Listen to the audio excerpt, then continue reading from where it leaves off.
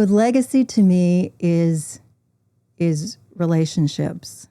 So relationships are the most important thing to me. They're the biggest asset, both in my business and just in my life in general. And, you've probably heard this said that people will often forget what you said and people will often forget what you did, but people will remember how you made them feel. Mm-hmm. And I want my legacy to be the relationships that I've created and the way that I've made people feel, the feelings that they're left with. When I set a vision in my life and I look at my faith, my family, my business, my health, my wealth, I want other people in these real stories to hear the real stories of that journey.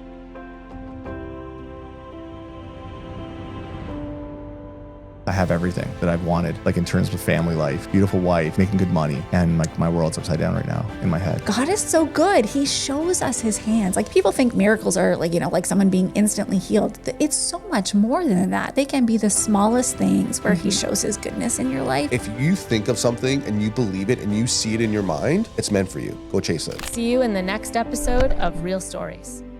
Today on the Real Stories podcast, I am so proud to sit down with someone who is not only an extraordinary real estate professional, but a living example of vision turned into reality. Deb Bennett is the founder of DB Properties and currently ranked number 14 individual in all of Keller Williams Canada. That is an incredible accomplishment built through discipline, strategy, and heart. What makes this episode special for me personally is that years ago, Deb and I sat down and created a clear vision for what she wanted her and her life as well as business to look like. And she has executed on it with focus and integrity. And now she's here to share the story of all she's accomplished and pieces of how she made that happen. Today, we're going behind the production numbers to talk about her real story, the grit, the growth, the evolution, and the woman that she has become along the way. Welcome, Deb, to the Real Stories podcast. Thank you. And before we talk business, I want to find out how you're feeling about this season of life and the season we're in. I mean, not necessarily all the snow we've been getting here in Toronto. So what that brings to mind for me is that my mother passed away last March. Mm-hmm. And that has brought some changes, some of which were predictable and some of which haven't been predictable, but it has really had a noticeable impact on my life. It's changed the speed at which I do things, and it's changed the focus that I have, and I'm really appreciative for this year of grieving that I've had. Mm-hmm. And with that experience and how it's changed you, are you slowing down or speeding up? I'm slowing down to speed up, if that makes sense. I can relate. Yeah. Yes. Yeah. I'm much more aware of every step that I'm taking. I'm much more conscious of being in the moment. Mm-hmm. But that hasn't slowed my business. Mm-hmm. It's slowed the pace, but not the business. Mm-hmm. It's almost like the vision I get for my own life, and I didn't have the same experience as you recently, but I still feel like you slow down and take a look at the chaos of the world, and it allows you in that quiet space to speed up on the things that are important and be more present in the things that are important. That's what I'm experiencing a little bit right now. Yeah, I hear you. And you probably also feel like when you slow down, you don't feel a need to jump in on everything, but to focus on the things that are important for you to face, like the things that give you energy. Yes. Yeah, being hyper aware of that. And sometimes in the busy chaos where you're doing a ton of things and nothing really gets your full attention, you realize that. And moments like this is where you kind of zone in on the important things, and it allows you actually to do them at a higher level and higher quality. Higher quality without being so drained. Mm-hmm. We don't like that feeling of being drained. No. What are you most grateful for today that has nothing to do with real estate? Absolutely. The thing I'm most grateful for is my family. And I'm sure most people say that, but there's a reason. My family is totally my heart. It's what lights me up. It's what gives me purpose. And that's what I'm most happy to focus on. I agree with that statement too. And I think there's so many people that say the same. And then there's different lenses that people look through that with, or purpose that they have. And it sounds like with the experience you just went through, you're hyper focused on that. Like you are all in. And I can tell by the look on your face, it brings you a lot of joy. It brings me a lot of joy. Yeah. And you know what? I think it's not only me that's focused on that, it's other members of my family, which just, accelerates it. Yeah. Yeah. Beautiful. I'd love to hear a little bit about you before real estate, if you're good to go there and back up a little bit. What did you do? Where did you grow up? Go back as far as you'd like and share with us a little bit about you when you were younger and what you did along the way. Okay. How much time do we have? An hour. Well, I was born in Kingston, Ontario, but moved before I can remember to Ann Arbor, Michigan. So my first memories are Ann Arbor, Michigan. And then my family moved back to Kingston when I was 5. Stayed there until I went to university. And I went to 5 different schools. Oh, wow. I didn't even know you moved to Ann Arbor. Yeah. My first memories were being in the States. Oh, interesting. Yeah. And I have a younger brother who was born there who is American. I have an American brother. Hi, Dave. And so the going to 5 schools, I've thought about maybe that's part of the reason why I have no problem going into new situations, meeting new people. I don't have any anxiety in that regard. And I know other people do, and I have empathy for that. But it's not really something that I have experienced. I was a cheerleader. Oh, wow. I didn't know that either. I love these. I love doing this because I find out things about people you just wouldn't know. And I can relate. I was a cheerleader as well. Oh my gosh, we should do a cheer. No. Give me a K. Oh my goodness.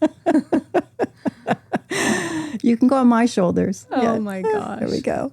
So I was thinking about like my past and real estate and how I got into real estate. And I was thinking, I was a cheerleader, I was a lifeguard, and I was a bartender. And those 3 things really have application to real estate because I'm cheerleading, I'm encouraging my clients, I'm keeping them positive. I'm the bartender who's listening to the issues that they're having and empathizing with them. And I'm the lifeguard who's on watch to make sure that everything's going to be okay. I love that analogy. And it's really neat how life sets us up. You don't really know, like, why am I doing this? Or what am I learning when you are doing it? But then when you reflect back, and I love that you took time to do that, you see all 3 and the purposes behind all of those that still exist in the role that you're doing now. That they come into it, yes. And then going back to something that you said earlier, all 3 of those things really lit me up and gave me energy. They weren't draining things for me. Whereas the job that I had the summer that I was 15, which was in a KFC, that was draining. And that's what gave me the motivation to go get my lifeguarding qualification so that I would never again have to work at a KFC. Fast food restaurant, it wasn't your thing. No. Do you know how many showers you have to take after a shift at KFC? It's a lot. I just remember getting what I think was food poisoning after eating KFC, or maybe it was just I don't really eat deep fried stuff. I hope it wasn't so from my sick. location. No, probably not. I was in London, Ontario. So, so before you did those 3 roles, what were you right before real estate? Was it what? Okay, so I went to Carleton University to the School of Journalism. And from there, I did some work in radio and in news, and then in public relations. I worked in public relations for the company that makes the transit vehicles that run in Toronto. That's how I made my way to Toronto. I never, ever wanted to move to Toronto. I got transferred here with my company. Was it Bombardier? It's the company that Bombardier bought. Oh, Yes, exactly. So, but guess what? you're here. I fell in love with this city. Yeah. I fell in love with the city. This city is a city of wonderful neighborhoods. I had always imagined it as just a big, concrete, impersonal place. And then I moved here, and it's a city of neighborhoods, of festivals, of great people, of parks, Culture. of ravines, of culture. Yeah. I love it. So I'm glad to have made my home here. And then when my first son was born, I went back to school and did an MBA because I thought that would be easy because, I could hire a babysitter for the classes and then I could do the homework. Well, they were kind of sleeping. slept. Yeah. Didn't quite work out that way, but I said I was going to do it. So I did it because that's something So about me. When ambitious I of say you. I'm going to do it, I do it. So I did an MBA in arts and media management. And from there, I worked in the business side of television and film. So for CBC, TV Ontario, the Toronto Film Festival, loved that work, which is also very applicable to real estate because it's matchmaking. It's matching. So in television, it's matching the programs with the broadcaster.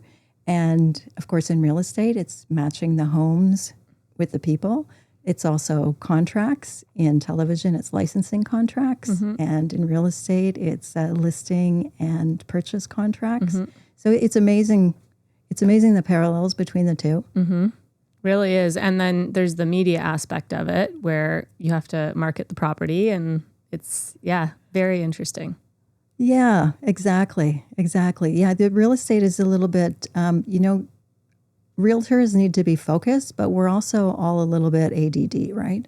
Because we're doing like the legal, the contracts, the marketing, the accounting, the prospecting. It's There's a lot going on in one transaction. the counseling. Yeah. Yes. There's a lot of pieces to that pie. So I love learning new things. So, going back to me growing up, I was that kid who joined everything. Like I played every sport. I joined every club. I auditioned for every play that was on, every trip. Like I just wanted to do everything. I wanted to learn everything. And I was also a bit of a nerd. I spent a lot of time in the library. I loved researching things. I'm very learning based. I love learning. So when you're asking me what I liked about these different jobs, different careers, it's the learning. It's the learning about the people. It's the learning about the job. It's the learning about the craft. It really lights me up to be with people and learn their stories. But getting into a bit of the balance, I also need that time alone, that time for reflection, that time for doing things just for me. Although being with people is also for me because I get energy from that. And you can, right? I can relate. You can get energy and need people in community, and it brings you joy. But at the same time, you need that quiet space when you are a people person to just go, and exhale and have that space for yourself. Exactly.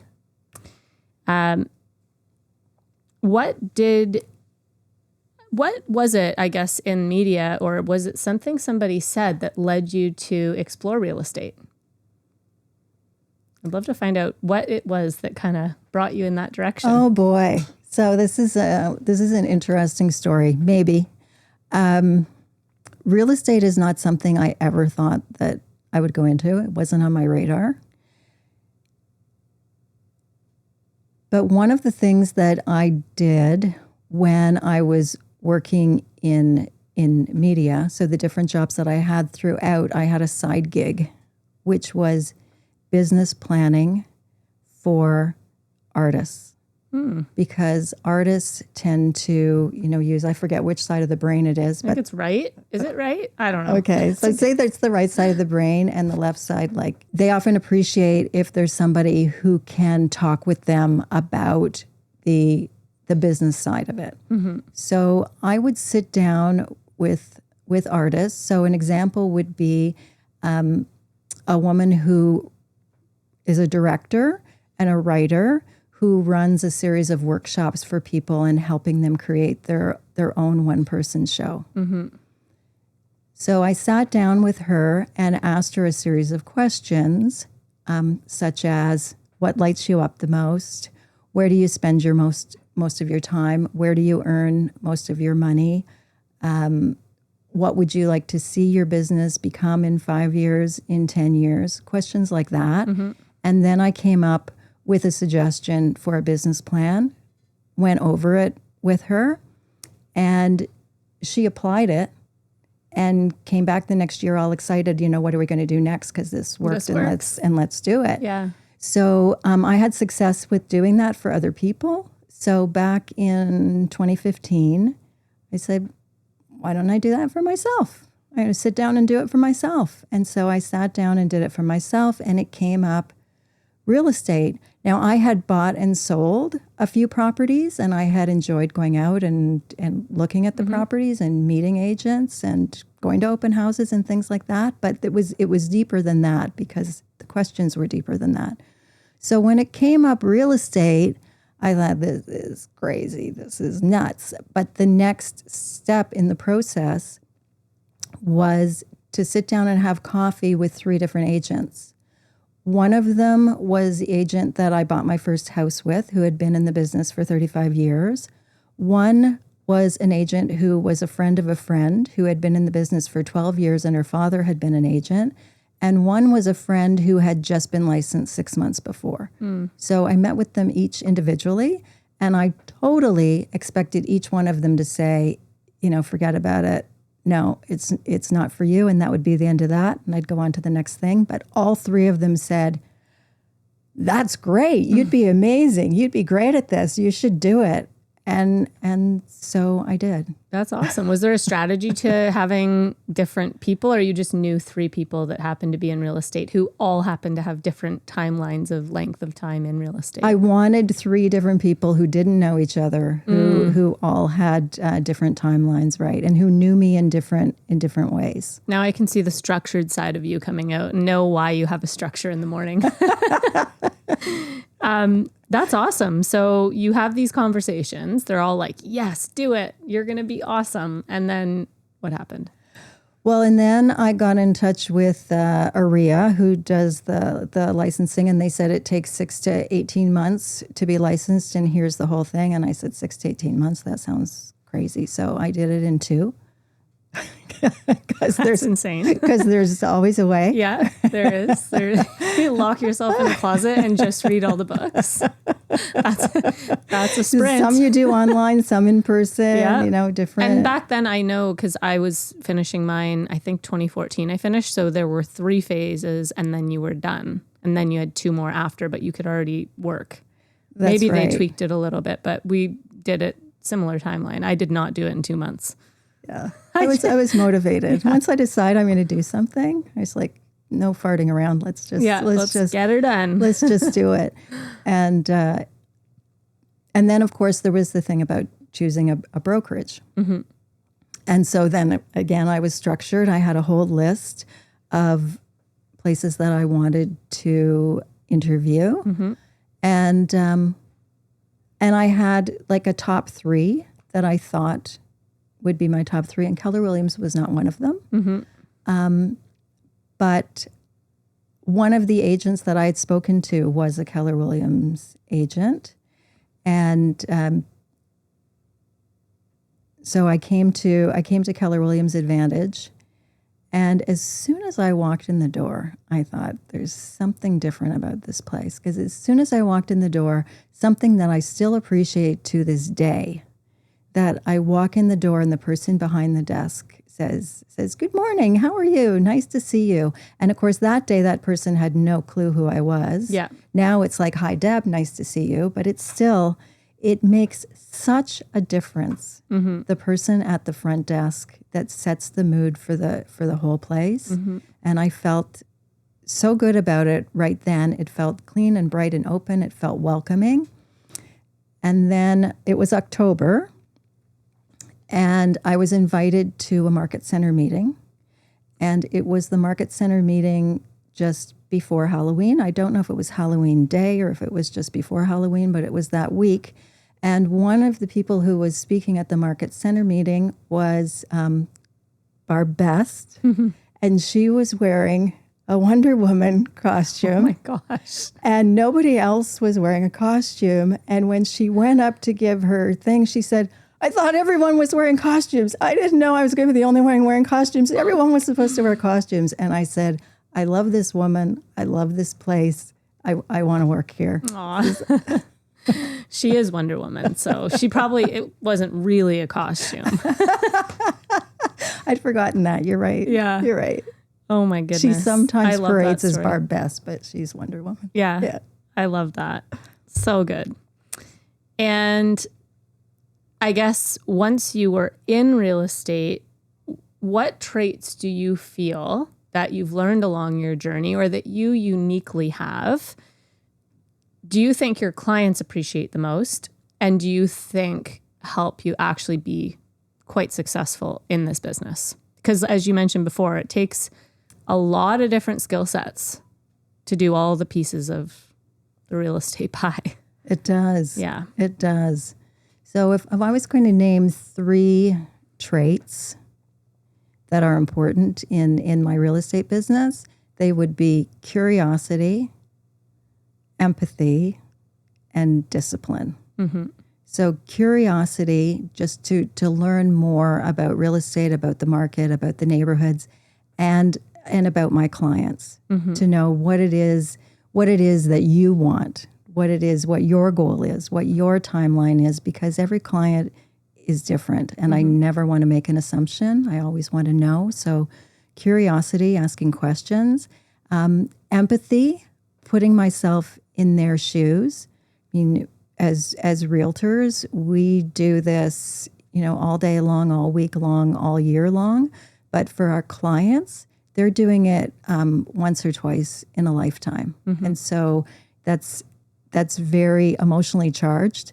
So putting myself in their shoes and having empathy for what they're going through. Yeah. And then discipline, just showing up, just doing it, paying attention to the details, just being consistent and being disciplined about it, even on the days when, just don't feel like it. I know. Just showing up. Yeah. Consistency over time definitely is a repeat pattern I hear people say when we talk about success in real estate. And the trait of empathy is a big one as well. And asking great questions to find out people's needs. All 3 of those, it's like the trifecta. So I'm glad to hear that you reflected on that and realized that in yourself, that that's a unique thing that you've chimed into and a huge part of your success. With regards to when you sat down with me, this was so long ago, and I actually gave you that piece of paper today. And I felt honored because this is we were talking before we started this about things that give you joy and not doing the things that don't give you joy and how that can really impact your life. And one of the other things that I really find I love to see is taking out my files of notes and that I scan in as well. I have electronic copies of visions that I've mapped out with people. And I don't even remember what year it was. I don't think I wrote the date on that paper. But if I look back in my calendar, I'm sure we'd find the appointment. And what I loved to see in that was this mapped out vision of you and I sitting down at KWA. I think we were sitting in the training room across one of those fold out tables. I remember it like it was yesterday. And we were talking about what you wanted your business and life to look like. Do you remember that? I do remember it. But Quite a while ago. I have that sheet and I keep it. I keep it in my business planning file. And so I look at it at least 4 times a year. Interesting. And yeah. And it was really wonderful to look at it again today and feel like, we mapped it out and I've really followed it. And that's if you want to look at one of the things that's brought me joy or brought me success, however you want to define success, it's the fact of making a plan, mapping it out, scheduling it, and following it. So if it goes in my calendar, it gets done. So I am very disciplined about what goes in my calendar. Yeah, and making sure it's in alignment with what is important and what you need to get done. Exactly. And that doesn't always mean business only. That's like family dates and all the other really, really important stuff, I'm sure, for you. Absolutely. So I do business planning every year. And one of the things I do is to get one of those huge year at a glance calendars, and I map out.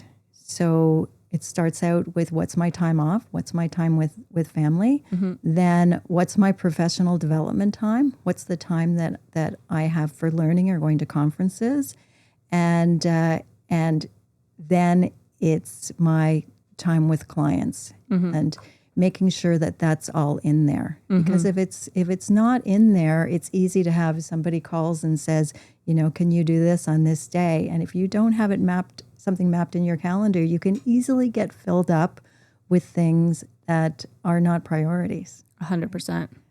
Yes. And the taking massive action on things that are priorities is what, in speaking to so many different people that have a high level of success, both with their family life and their business life, that's the one differentiator, is they've taken massive action in protecting their time and their freedom and their things that are priorities, actually scheduling them and doing them and being purposeful about that. So thank you for sharing that. So I'm on the right track. Yeah, No, flying. Works for me. When we did map that out back in 2018 or 19, who knows when we first wrote down some of those goals, was it scary for you at the time, or did you look at it and go, oh my gosh, I can't believe I'm writing this down? It was exciting for me. It was exciting for me for writing it down, and writing it down is a big part, I think, of accomplishing something. And I hear that from so many different people, even not realtors, in different walks of life, that just writing something down can make a difference in getting it done. And even before we wrote it down, the very first business planning session that I went to at Keller Williams Advantage, we did vision boards. And I thought vision boards were a little silly. Like they cut out the magazines. Cut things out of magazines and put it in. But I remember the realtor who was running it looked at mine and said, you need to get more specific. The more specific you get, the more likely it is to happen. I thought, yeah, whatever. So you're lucky I'm at this class. So I redid it, and I did. I think I still have it. So I did some cutouts that were like an agent talking to clients, which is like me talking to clients. I did a bunch of like sold signs, and I did like family get together things, and then I did, which you'll remember from our discussion was my big 5-year goal was buying a cottage, and I did the cottage, and he told me to get more specific with that. So I did like the cottage that was on a lake that had a dock, that had a canoe and a kayak on it. And in 2020, I bought the cottage that I still go to like every second week and 2 months in the summer and a month in December. And it has a big dock and it has a canoe and a kayak Pretty awesome. on the dock. Yeah. That's really incredible. And you did it in like 2 years. Yeah. Or one. We're not sure on that, but it happened quick. And that's that is what happens when you write it down. You can see it and you almost get into your mind that it's already happening. It's like it exists. It's just not yours yet. Yeah, exactly. Pretty neat. It is pretty neat. It's pretty wonderful. No, I love stories like that. And when I look back at that sheet that you and I did together about wanting to have that planning to have that and why it would be important to me, all of that still rings true. And one of the lines in there is that it will bring me joy to spend time with friends and family and nature. And it does. Yeah. It absolutely does. You knew what your heart wanted and you made it happen. And now you get to enjoy it with the people most important to you. And Amazing. It's really, that's what brings me joy, is seeing other people put these visions out and watching them happen. Like, I'm like, oh, that's so cool. I love So that. thank you, Jamie Lee. Oh, Thank you. Thank you for allowing me to walk through that with you.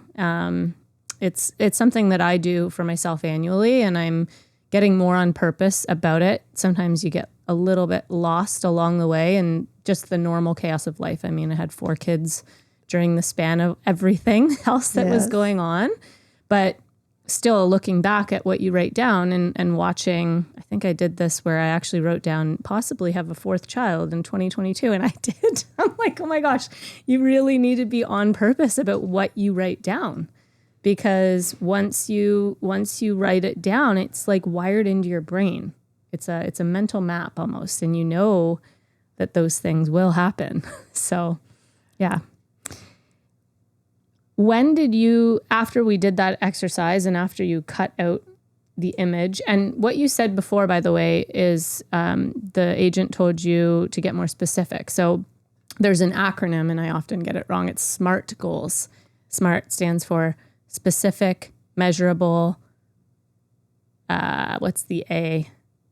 Achievable, realistic, and timely.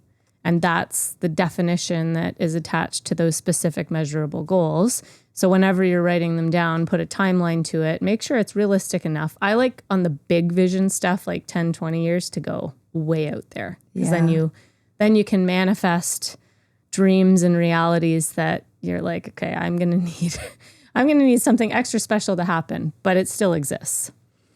And I think one of the questions I have for you, in having those goals achieved, most of what you wrote down coming to fruition, was it your unique ability and your talent, or your discipline, or a combination of both?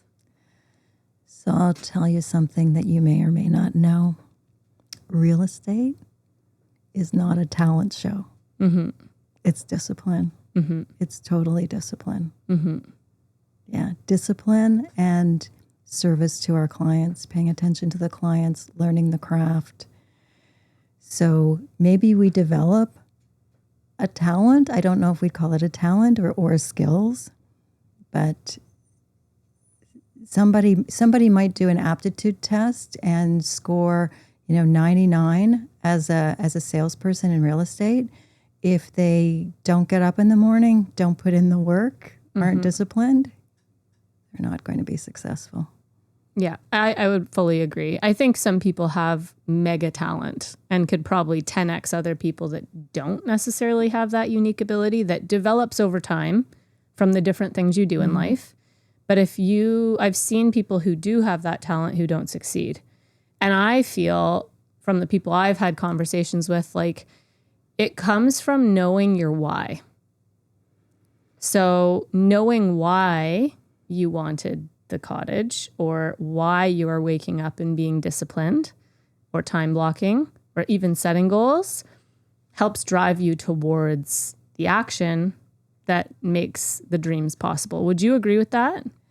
I would agree with that. And I know a lot of times people have a hard time like determining their why. I've sat in so many rooms where someone's asked what their why is, and people say, I'm still trying to figure that out. So I would just say to those people, sometimes your why can be as easy as, because I said I would. Because I said I would. Mm-hmm. Like you say you would, so show up and do it. Mm-hmm. You'll figure out your other whys as you go along. Mm-hmm. Yeah. Yeah. But I think of it too as like the people who join a gym and they say, well, I joined a gym, but I'm not getting in any better shape. Well, how often are you going to the gym? Well, I don't have time. You know what? Just getting a subscription to the gym doesn't get you in shape. Just like, getting qualified as a realtor doesn't get you a business. Yes, exactly. The skills and memberships don't often equate to the success unless you take the action. Yeah. And we all know people who, who you would think, they would think themselves, like, I don't have a huge education. Like, I have an MBA. There's lots of people who have a high school education who are realtors. Yeah. They put in the work. Yeah. They pay attention to their clients. They show up. They put in the work, and they're great realtors. They run a great business. Mm-hmm. Very true. What systems or habits have you developed, or have maybe you've always had the systems and the habits? That seems like who you are with your structure. But what ones have been truly non-negotiable for you? I would say my mornings. Mm-hmm. I'm a morning person. I've always been a morning person. And getting up in the morning and you remember those old U.S. Army ads that, I've done more by 9 a.m. than most people do all day or whatever it is. But I sometimes feel that way. Mm-hmm. And that gives me a spark, because I say, okay, it's 9 o'clock and I've already made 10 phone calls and sent 20 texts and, sent this listing off and whatever. It feels good. But on the same token, that morning of getting myself off on the right path. So my morning starts with music. I always need music in the morning, and getting outside and getting nature and some exercise. Mm-hmm. So like this morning I was up at 5 and was walking for an hour in the dark in Toronto. And it's great. It wakes me up. And at 6:30, I'm on a half-hour mastermind call with 100 agents all over North America. And we were running through conversations and dealing with difficult objections and things like that. And that sparks me. And at 7:30, I was in a prayer service, followed by coffee with people that I like. And often I'm also in another mastermind that's at 8 o'clock, from 8 o'clock to 8:30 in the morning. So dealing with other realtors is a big part of my job. So you started off asking me what's non-negotiable.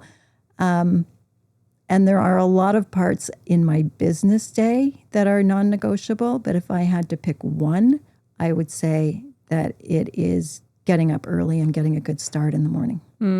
Nice. Yeah, I love a morning workout or walk or whatever it is. And I mean, minus 31 degree walks. We might prefer the Peloton, but I guess when you have a routine that just makes you feel good and wakes you up and gets you going, there's really nothing like it. There's nothing like it. And you know what? This morning I was remembering something from Mike Clark, who, is an idol in our office and a great mentor. And years ago, he said that on those days where he didn't feel like getting up, he would push himself to get up, and he had a little mantra. He had a little mantra that he would say in the shower. He said, I'm alive, I'm awake, and I feel great. So as also a former cheerleader, you can imagine how much I love this. You just imagine cheering it. I'm alive, I'm awake, and I feel great. And you say that a few times to yourself, and you do feel great, and you do feel motivated, and you go out there and get it. Make things happen. So I guess the non-negotiable is definitely your mornings, the routine you have. And if you had to identify with DB Properties, which is your brand, I'm saying that right? Yes. What makes you different than others? Whoa, what makes me different than others? Well, I'm me. Mm-hmm. So I didn't set out to be different. I'm not trying to reinvent a wheel. So I didn't set out to be different, but what I set out to do was to create a business that if I were buying or selling, I would want to deal with. So I wanted to treat my clients the way that I would want to be treated. And I always keep that in mind. And I think that gives me a high level of service because I would want to be treated well. So I didn't set out to be different in that regard, but I set out to make sure that I was running a business that I would want to deal with and that I would want friends and family to have that kind of service. Does that make sense? Yeah, and it sounds like you've successfully done that in a big way, and people refer you others who they trust because of the work you've done. That's accurate. And that means the most. That absolutely means the most, because when somebody comes back to get more help with future transactions or to refer people that they care about to be taken care of by me, that is such a huge level of trust, and that means everything to me. Yeah, it means you've done the job very well in previous situations, that they just have such a trust with their friends and family. What role has consistency played in your growth in this business specifically? Consistency is everything. It's absolutely everything. I don't think that you could make a successful business without being consistent. And I know that there are, so I just talked about, the Mike Clark, I'm alive, I'm awake, and I feel great. There are days when we just don't feel like doing it. And on those days, I look at what needs to be done today and get it done. There are days when I feel like I've gotten like 20 times as much done as I normally get done in a day. And I think, why can't I do this every day? Well, we can't, because we're human beings. Yeah. And we all have, ups and downs. But we can be consistent about a schedule, and we can be consistent about communicating with our clients. I often hear it said that we cannot over communicate. A client will tell you if you're over communicating. But I have heard from clients. So right now I have a client who was previously listed with another agent. They were listed with the other agent for 6 months, and they didn't hear from that agent at all. Wow. And in fact, their listing had expired, and they didn't even know it had expired. The agent hadn't told them, and they didn't know how many showings they'd had. And so, when I talked to those clients, I say, we're having a slow condo market right now. Our goal is to get it sold well, and sold quickly. We can't guarantee that, but I can guarantee that I will be in touch with you. I will let you know what's happening. I will keep you informed on the market and what's going on in your condo. And I think that having that kind of communication gives people a level of comfort and lessens their anxiety. People like to know what's going on. Yeah, no kidding. Wow. Well, I'm glad they're in your care. I am too. What has your relationship with rejection and pressure in the early phases of getting into this business taught you?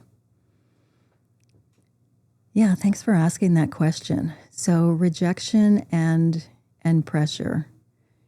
I feel like there is more pressure on a new agent, and I hear this from new agents all the time, and I did feel it as a new agent.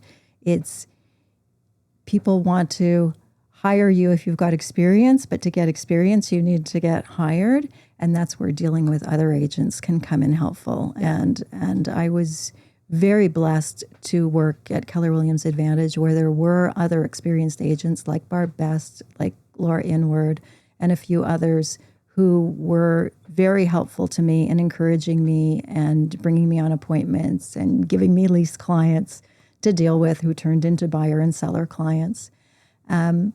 Now, with rejection, I feel like I'm not even sure that there is such a thing as rejection. there's people who are not ready yet to buy or sell. And there are people for whom we're not a good fit. Yeah. And my feeling is that people don't owe me their business. They owe themselves to work with the best agent to get the good result. And I just happen to think that in most cases, I am the best agent for them to work with to get the good result. But if it turns out that we're not working together, there's a reason for that. And I no longer take it as a rejection. Yeah. And that's a good way to look at it, because it's true. You're not going to be the perfect fit for everyone and what they need, and vice versa. And that's okay. There's a lid for every pot, they say.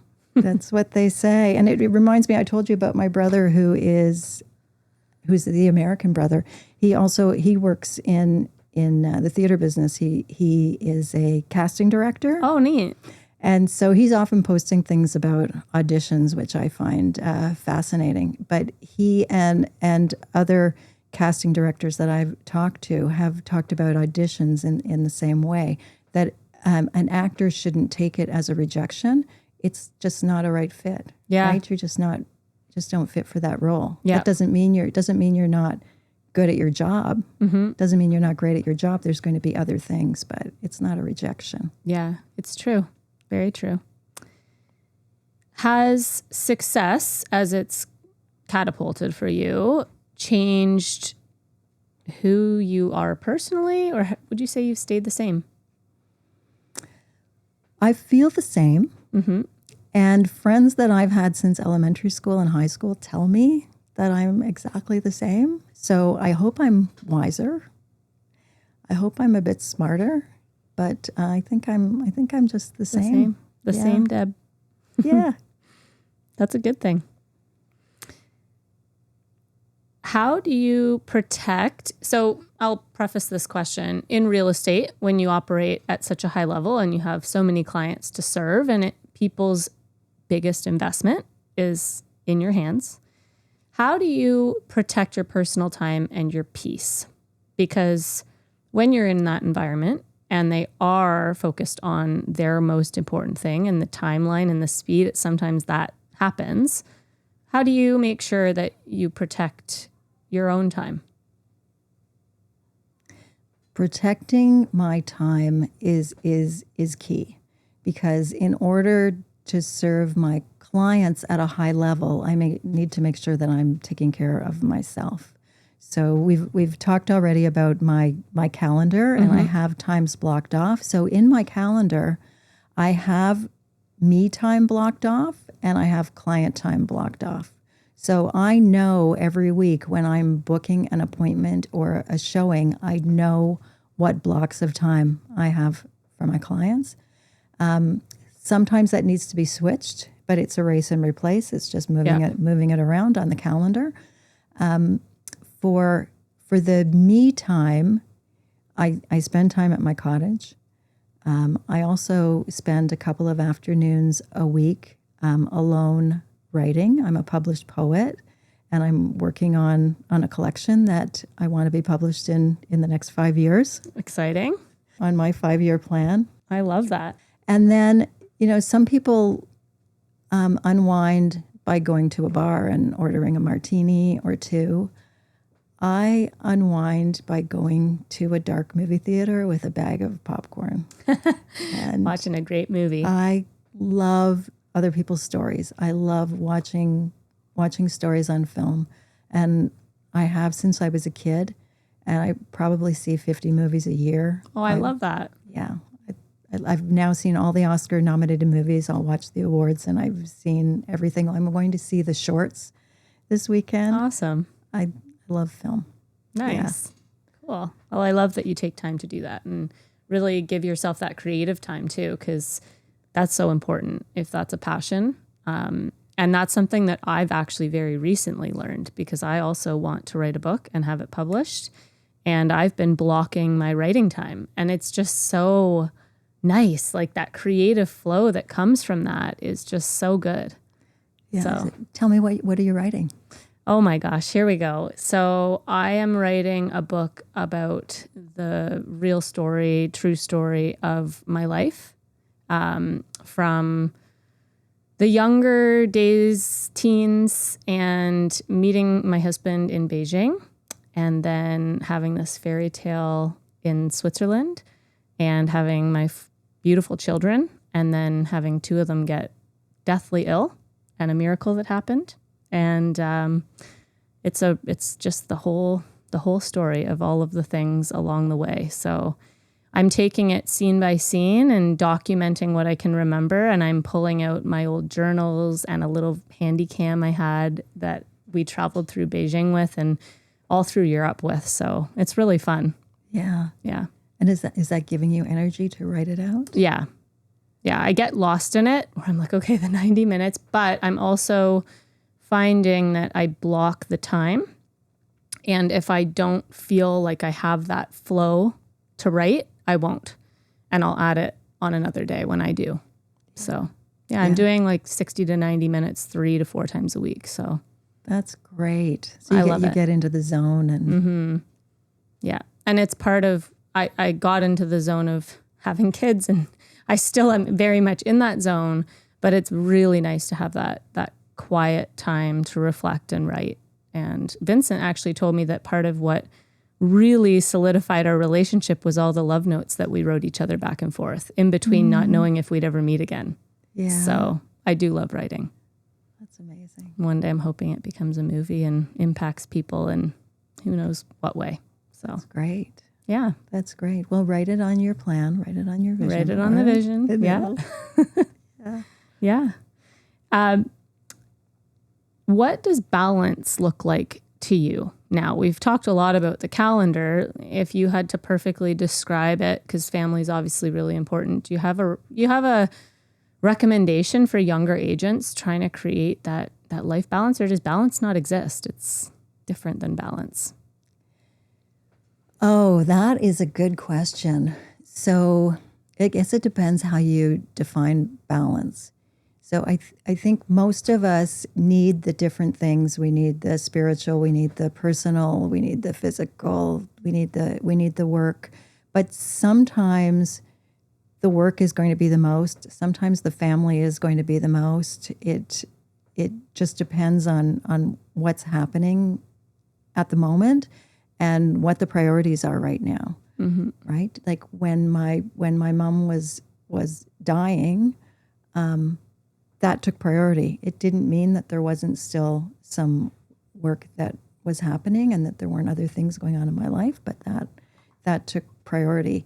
And during busy times at work, I may not get the day off that I work to have every week. There might be 2 or 3 weeks where I'm just working, but I am still taking breaks. I am still going for walks, and I'm taking that time. But the only way to get any semblance of balance, in my experience, other people may have a different experience, but in my experience, is to do that calendar and to do that blocking. Because if I don't do that, then I'm not going to end up with any time, because I could fill up 12 hours a day, 7 days a week with work. Mm-hmm. I could just do it. That wouldn't be a problem.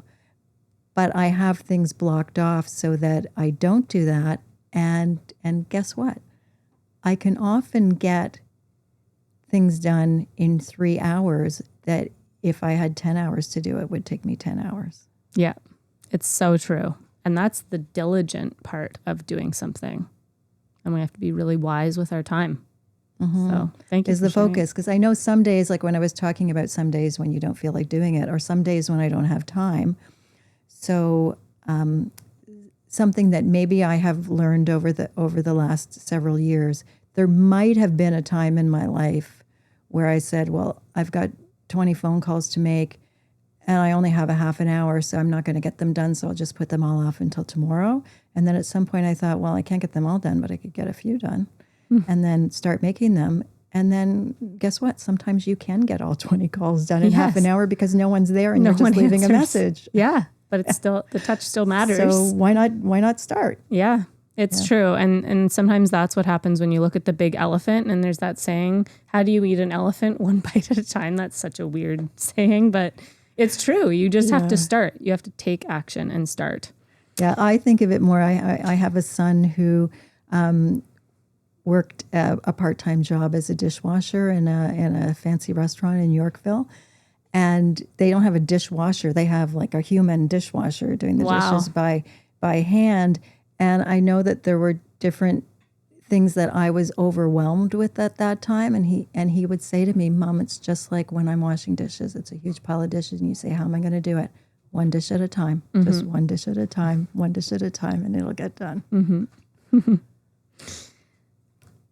Can you say what legacy means to you now? Yes. Do you want to share? Do you feel like sharing? So legacy to me is relationships. So relationships are the most important thing to me. They're the biggest asset, both in my business and just in my life in general. And, you've probably heard this said that people will often forget what you said, and people will often forget what you did, but people will remember how you made them feel. Mm-hmm. And I want my legacy to be the relationships that I've created and the way that I've made people feel, the feelings that they're left with. That's nice. And I'm sure you're doing that in a big way. Like you said, empathy and family and all of these things are just so important to you. So I'm sure it flows right from you when you're with people, and definitely your family too. Like they're seeing how much time you're being purposeful about spending with them and creating amazing memories.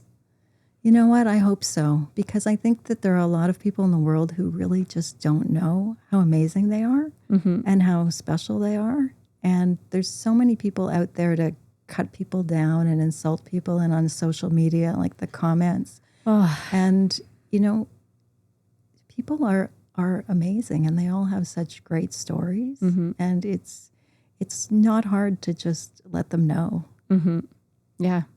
Well, I love that you're sharing that, and it will bring more positivity and light to the world that so needs it right now. I hope so. So Deb, moving forward from this, I'm so happy that we got to spend time together. I want to know if there's anything that I can help you with, anything that you're working on, or a mystery or a puzzle that you're trying to solve, or if I meet someone unique on my journey that makes me think about what your big goal is or the mystery you're trying to solve that I could connect you with, what would that be? Wow, that is such a good question. I can't think of much right now. I've loved doing this podcast way more than I thought I would. Oh, good. So it's always good. I hope it turns out. I hope it's helpful.